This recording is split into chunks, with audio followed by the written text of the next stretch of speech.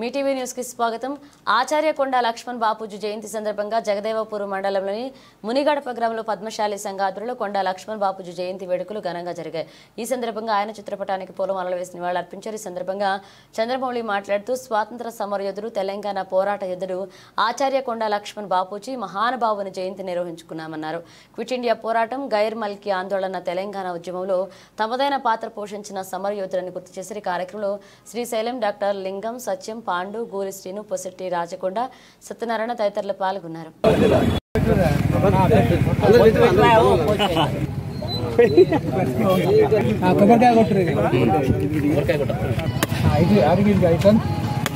తీసుకోతాం photo. Hello చెప్పు.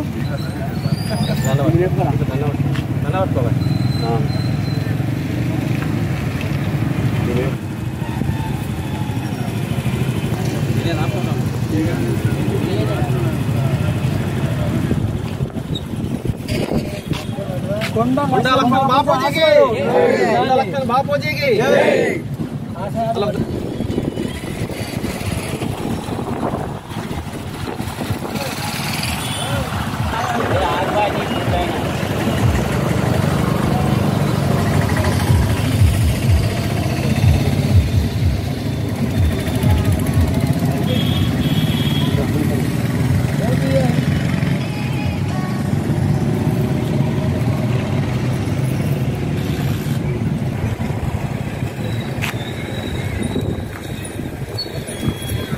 నూట 9వ జయంతి సందర్భంగా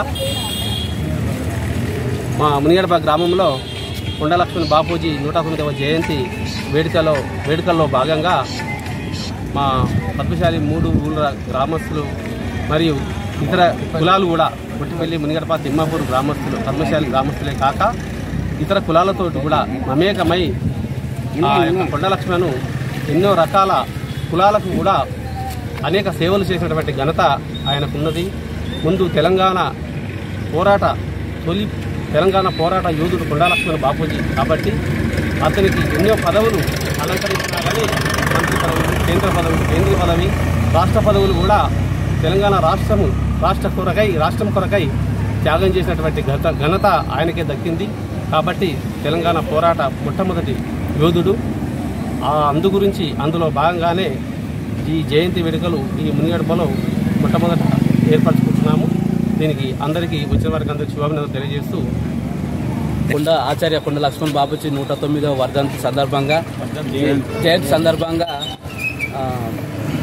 ఉమ్మడి రాష్ట్ర మంత్రివర్యులు డిప్యూటీ స్పీకర్గా చేసిండు. ఆయన ఆశయాలు అందరినీ కొనసాగించాలని కోరుకుంటున్నాను. పుట్టిపల్లి మరియు మునిగడప, తిమ్మపూర్ గ్రామ పద్మశాలి సంఘ సభ్యులందరం కలిసి ఈరోజు ఇక్కడ ఈ సమావేశం ఏర్పాటు చేయడం జరిగింది. మన సాయుధ పోరాటంలో ఎన్నో ఆశయాలు నెరవేర్చినటువంటి ఘనత లక్ష్మణ్ బాబుకి దక్కుతుంది. కావున అతని ఆశయాలను ముందుగా తీసుకెళ్దామని చెప్పేసి గొప్ప సంకల్పంతో మనం అందరం సంకల్పించుకొని అతని యొక్క విగ్రహాన్ని కూడా ఇక్కడ ప్రతిష్ఠింపదలుచుకున్నాం.